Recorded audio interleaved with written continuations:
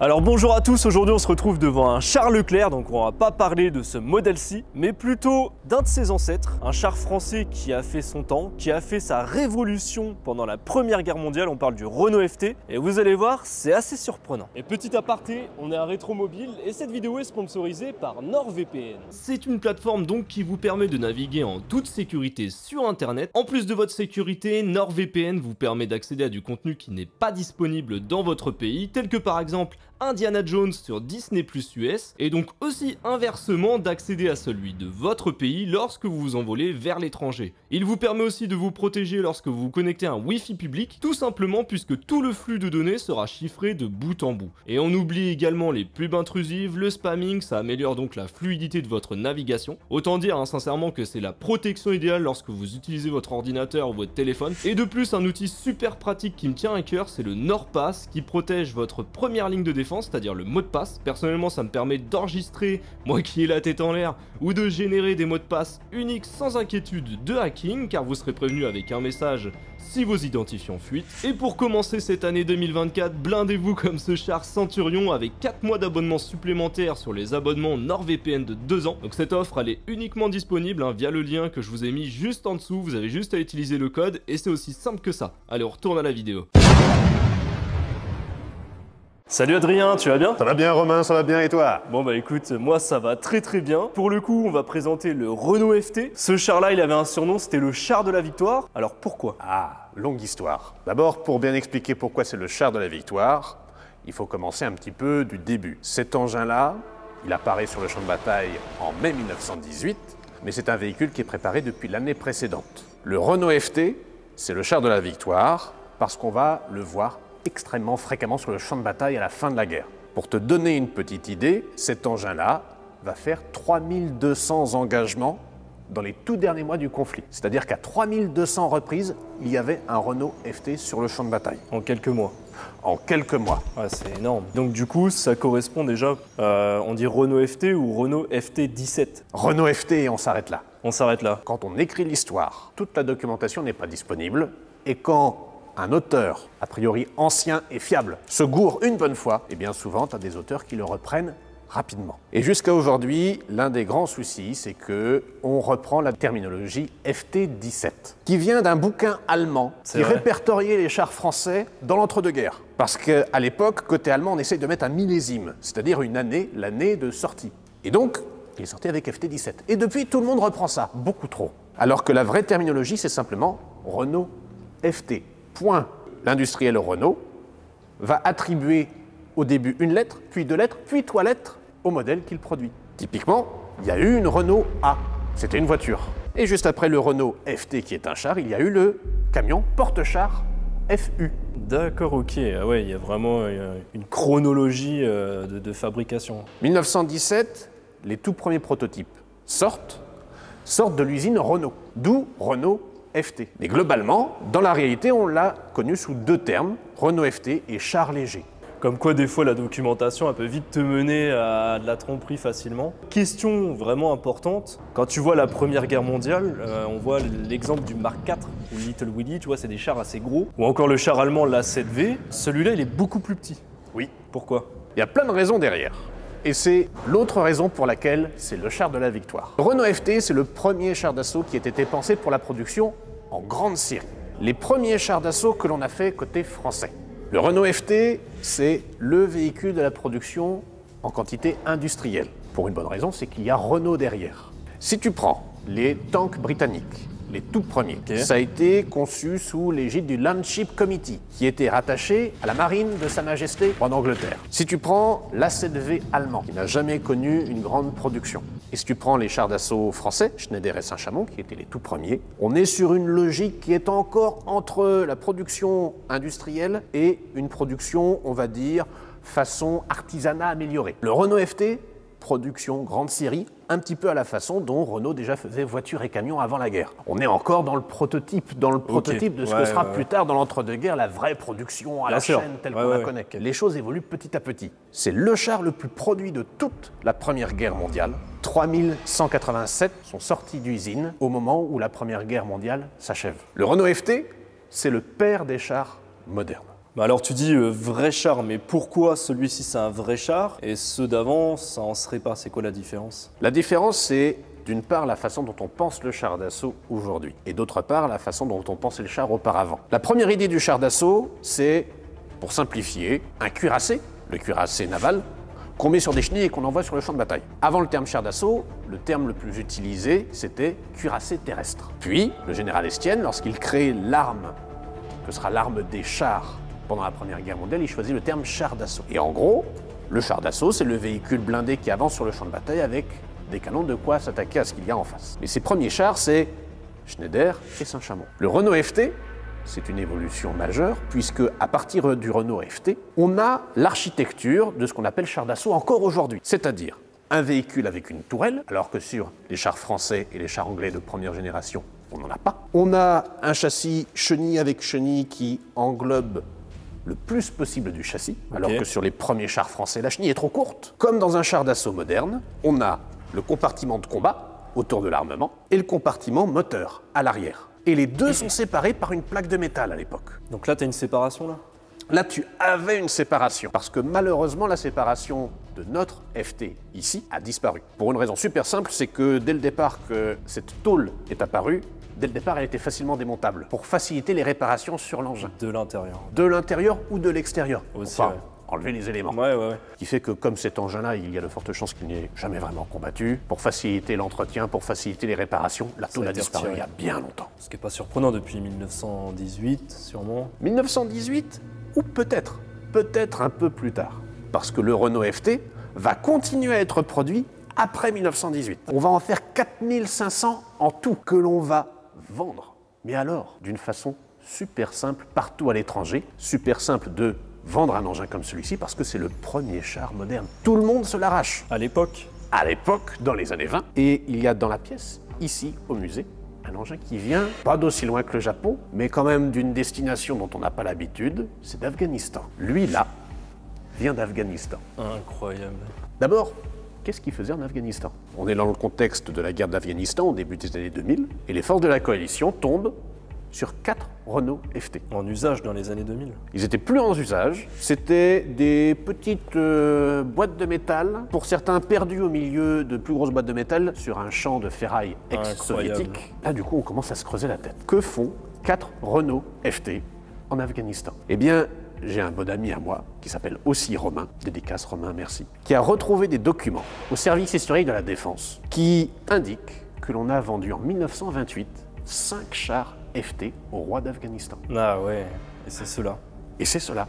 Alors il nous en manque un, mais bon, depuis 1928, il peut s'être passé plein de choses. Il a pu dégringoler dans un ravin, se faire découper, bref. 4 ont été retrouvés et l'État afghan nous a offert l'un de ces 4-là. Il est revenu en France, on l'a remis en état et il est ici. C'est incroyable. À nouveau, à la maison. La petite anecdote qui change tout, quoi. Et du coup, pourquoi t'as pas de canon dessus? Tu vois, il y a une différence quand même là sur celui-ci. Le Renault FT pouvait avoir 2 tourelles différentes et chacune de ces 2 tourelles pouvait avoir un armement différent. Dans un tiers des cas, tu as une mitrailleuse, celle-ci. Sur les 4000 modèles existants, enfin 4000 et quelques modèles. Sur les 4100 et quelques, tu avais, pour simplifier, 2 tiers canon, 1 tiers mitrailleuse. Là-haut, tu vois la mitrailleuse, le canon est là. Ah ouais, vous avez une pièce démontée en exposition. À côté des chars modernes, c'est minuscule en fait. C'est pour ça que je te disais qu'on est encore au tout début du char d'assaut. Ouais, c'est impressionnant, hein. Même la longueur de tube. C'est très très court parce que on n'a pas besoin de plus. On n'a pas besoin de plus pour 2 raisons.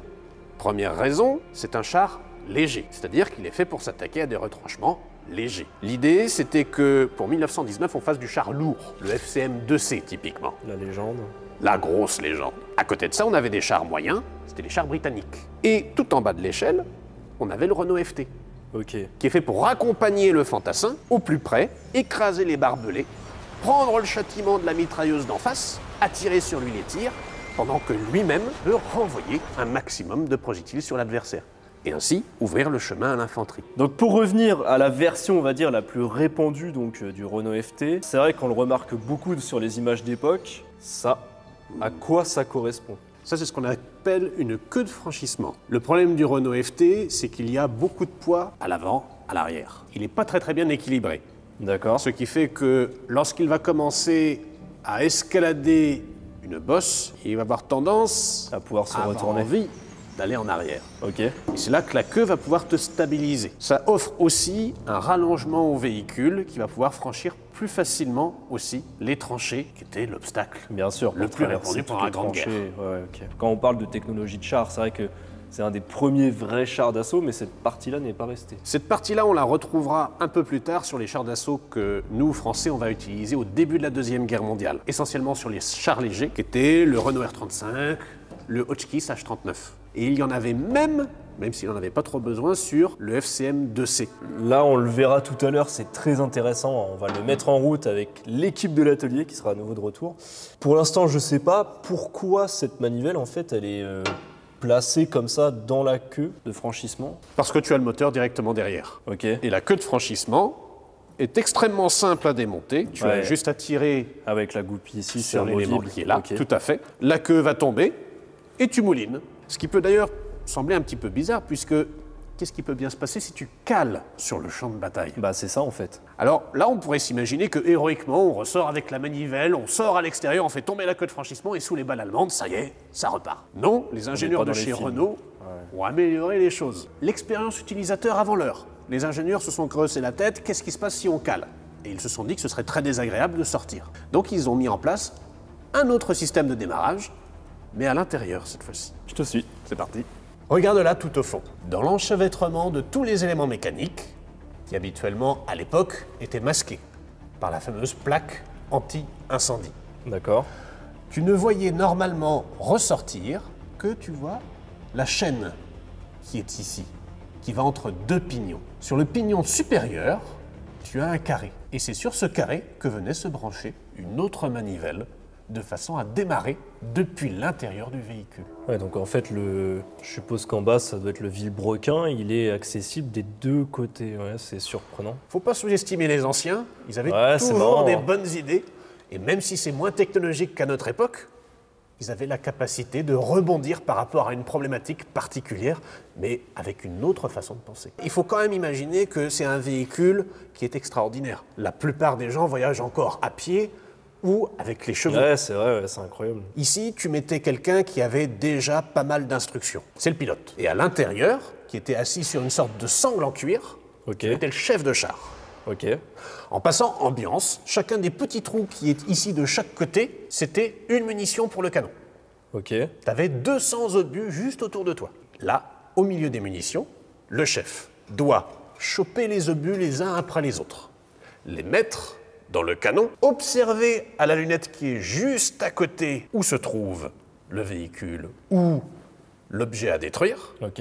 Et en plus, c'est à lui d'observer le champ de bataille. Pour observer, il utilise cette sorte de clocheton qui ressort, Ok. qui est une cloche d'observation. Cette cloche a 4 fentes, une de chaque côté. Et c'est grâce à ça qu'il va pouvoir observer le champ de bataille, trouver les objectifs à détruire, et guider le pilote. Ah, il fait tout à la fois en fait. C'est un homme orchestre. Et il est plutôt dans le côté batterie, puisque notre pauvre pilote n'a aucun système de communication pour recevoir les indications du chef. Il n'y a pas de télécommunication à l'époque. Pas de télécommunication, aucun système pour pouvoir se parler.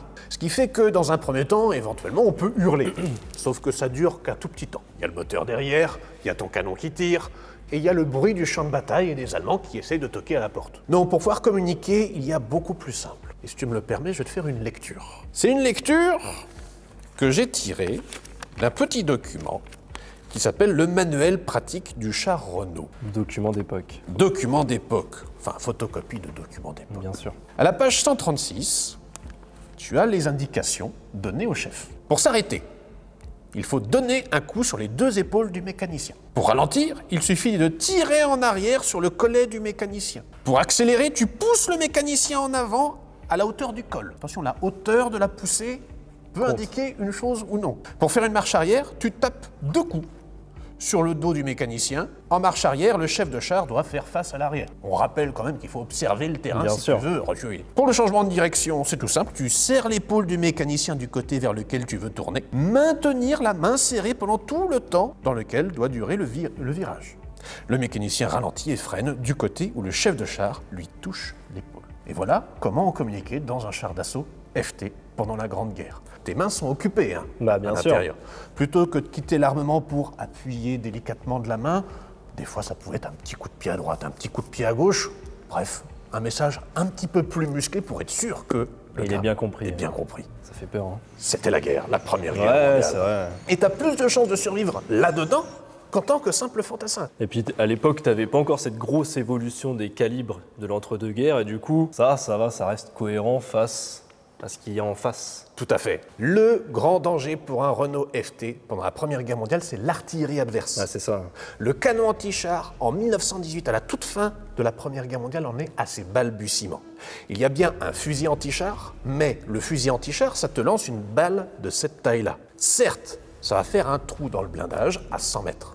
Mais cette balle, si elle ne touche rien de critique, ne va rien faire Il n'y à a pas l'intérieur. d'impact. Ok. Pour revenir sur le chef a encore une autre mission, au sommet de sa cloche d'observation. D'accord. On va trouver deux choses. D'abord, pour son bien-être, il y a de la ventilation. Naturelle, il n'y a pas de ventilateur. Puisque tu vois, ici, on a à nouveau un champignon, comme on avait vu sur La l'AMX50, ouais, tout à fait, ouais. qui fait un flux d'air pour évacuer l'air chaud.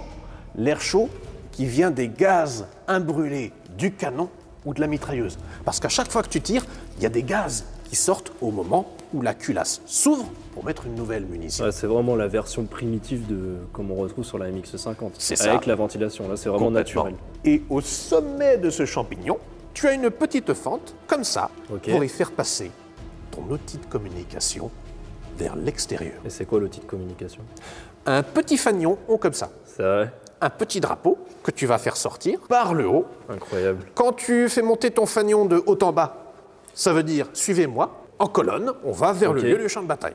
Quand ton fanion va de droite à gauche, ça veut dire « ça y est, on est arrivé à destination, on se déploie ». Et selon la couleur du fanion, tu es plus ou moins au gradé. L'unité de base, c'est la section, avec 5 Renault FT. Classiquement, 3 canons, 2 mitrailleuses. Et à partir de là, tu as un char tous les 50 mètres qui reste en coordination, mais à vue parce que tu communiques au petit fanion. Le but, c'est de rester auprès des fantassins. De toute façon, ça va pas super vite. Hein. Sur le champ de bataille, on est à 3 ou 4 km à l'heure.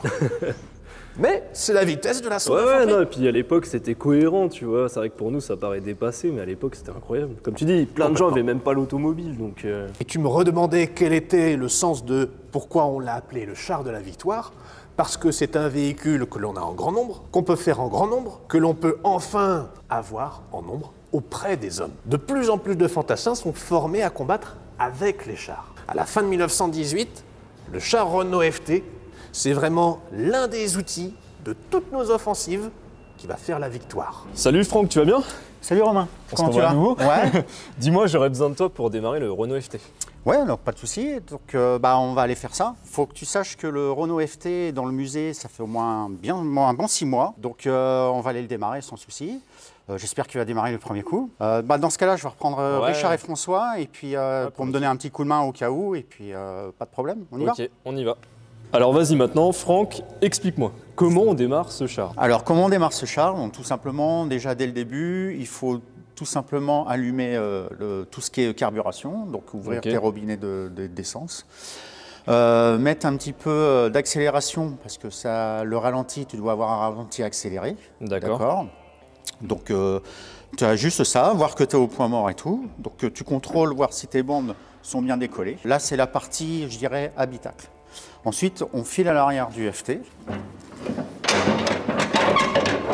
Hop, tu bascules. C'est assez lourd quand même. Ouais, c'est assez lourd. Ouais. Ah ouais. Alors, souvent, on le fait à deux. Donc là, après, c'est la partie la plus technique et la plus dangereuse surtout. Je me recule un Surtout peu. éviter les retours de manivelle. Bah bien sûr, ouais, D'accord. ouais. Donc je vais te faire voir, hein, tout simplement.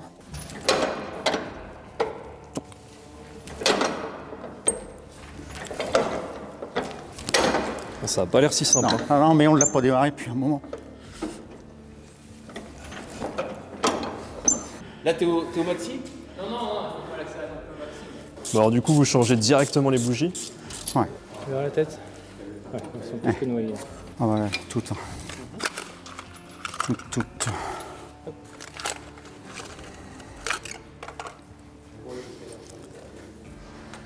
Donc là, comme ça fait un moment qu'on n'avait pas changé les bougies, Donc elles se sont noyées aussi en même temps, donc ça nous permet de remettre des bougies neuves en fait.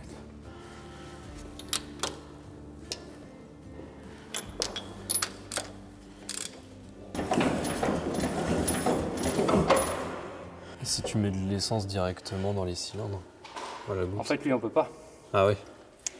Par rapport à l'autre qui est d'origine, lui, Ouais, on a ouais. des pipettes, c'est Ok, pour ouais. autant l'injection directe. Le fait de le mettre là au niveau du carbu, bon. En général, ça démarre.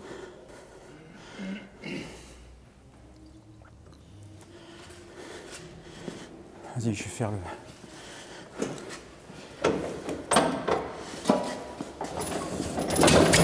Ah, incroyable.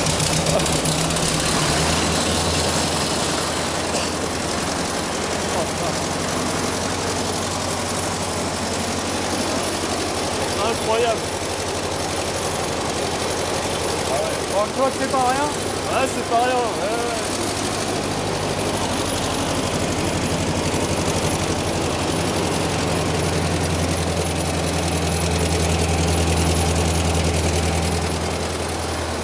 Et la caisse de résonance, à mon avis, à À l'intérieur. l'intérieur, tu es obligé d'avoir des babs, des, Ah ouais, ça doit être un horrible. casque anti-bruit et Ah tout. ouais, Ouais. ouais. C'est ingérable. Incroyable.